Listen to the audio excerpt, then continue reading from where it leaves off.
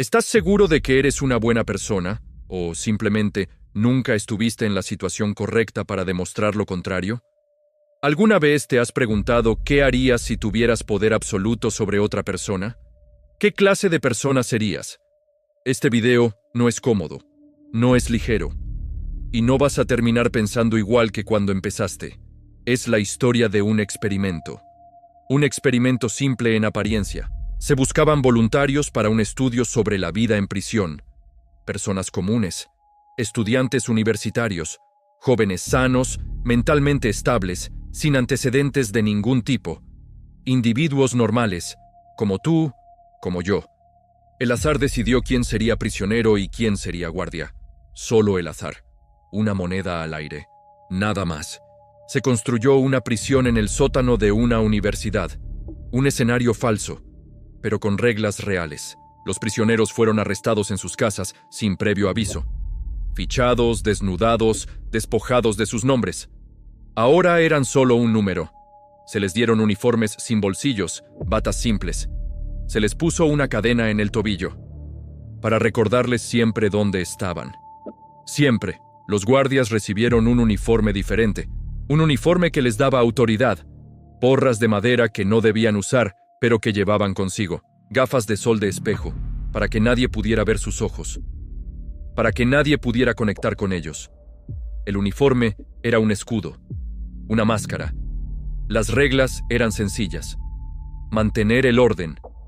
Hacer que los prisioneros obedecieran. Nada más. No se dieron instrucciones de maltrato. No se pidió violencia. Solo mantener el orden. El primer día fue tranquilo. Incómodo. Extraño. Los prisioneros se sentían raros. Los guardias, inseguros en su nuevo rol. Jugaban a ser guardias. Jugaban a ser prisioneros. Pero el juego empezó a cambiar muy rápido. Al segundo día, los prisioneros se rebelaron. Una pequeña protesta. Se quitaron los números, se atrincheraron en sus celdas. Fue un acto de desafío. Pequeño, pero significativo. La respuesta de los guardias fue inmediata. Y fue desproporcionada. Usaron extintores para forzar a los prisioneros a salir. Les quitaron las camas. Los obligaron a dormir en el suelo de concreto. Castigaron a los líderes de la rebelión. Los metieron en un pequeño armario oscuro, el agujero. Empezaron a usar el castigo y la humillación como herramientas. Obligaban a los prisioneros a hacer flexiones, a veces con un guardia sentado en su espalda. Les negaban ir al baño. Los obligaban a usar un cubo en su propia celda. El olor se volvió parte del castigo. La humillación se hizo constante. Se burlaban de ellos, los despertaban en medio de la noche para contarlos una y otra vez. El sonido de los silbatos se convirtió en una tortura psicológica. La falta de sueño los debilitaba. La impotencia los rompía por dentro.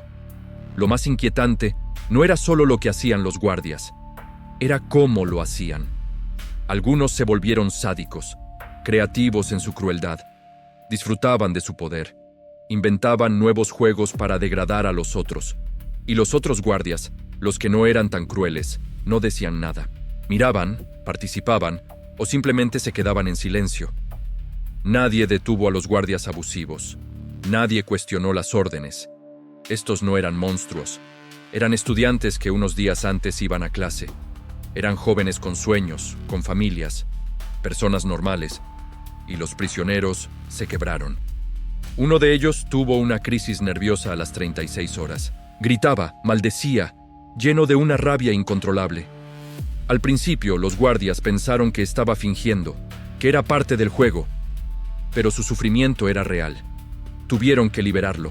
Otros prisioneros se volvieron sumisos, obedientes, apáticos. Aceptaron su rol, aceptaron el abuso como algo normal. Empezaron a verse a sí mismos como prisioneros, débiles, inferiores. Se delataban entre ellos para conseguir un pequeño favor de un guardia. Una manta, un poco de comida. La solidaridad se rompió. El experimento estaba diseñado para durar 2 semanas, 14 días. Pero la situación se salió de control. La línea entre el rol y la persona se había borrado por completo. Los guardias eran guardias, incluso cuando su turno terminaba. Hablaban de los prisioneros con desprecio. Los veían como ganado. Los habían deshumanizado. No eran monstruos. Eran personas comunes en el límite de lo humano. Nadie desde afuera detuvo el experimento a tiempo. Los investigadores, los que debían supervisar, también se vieron atrapados. El psicólogo principal ya no era un científico. Era el superintendente de la prisión. Su objetivo ya no era estudiar el comportamiento. Era mantener su prisión en funcionamiento. El contexto lo había absorbido también a él. Solo cuando alguien de afuera, una psicóloga que no estaba involucrada, vio lo que estaba pasando, se encendieron las alarmas. Ella vio el horror con ojos frescos, vio el sufrimiento real de esos jóvenes, y preguntó, ¿qué les están haciendo a estos chicos? Su pregunta rompió el hechizo. El experimento fue cancelado al 6º día, menos de la mitad del tiempo previsto. 6 días fueron suficientes para convertir un sótano universitario en un infierno. 6 días bastaron para que personas buenas hicieran cosas terribles. ¿Por qué? Porque el contexto era más fuerte que la moral individual. El uniforme, las reglas, el poder, todo creó una situación que justificaba el abuso. No hacía falta una orden directa para ser cruel. El sistema lo permitía. El sistema lo fomentaba. La lección de este experimento es profunda y es incómoda. No se trata de monstruos. Los monstruos son fáciles de señalar, fáciles de condenar. Se trata de nosotros. Se trata de la facilidad con la que cualquiera de nosotros, en las circunstancias adecuadas, podría convertirse en un guardia o en un prisionero sumiso. El mal no siempre es un acto deliberado de una persona malvada. A veces, es solo la consecuencia de un sistema, de la obediencia ciega a la autoridad, de la presión del grupo, del silencio de los que ven y no hacen nada.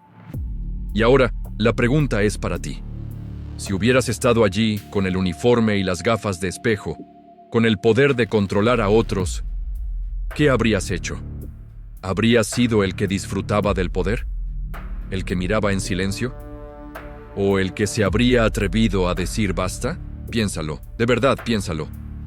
¿Qué clase de persona eres cuando nadie te juzga? Si esta historia te ha hecho reflexionar, compártela. No para juzgar, sino para entender. Para que recordemos lo delgada que es la línea que nos separa de nuestra propia oscuridad. Gracias por escuchar.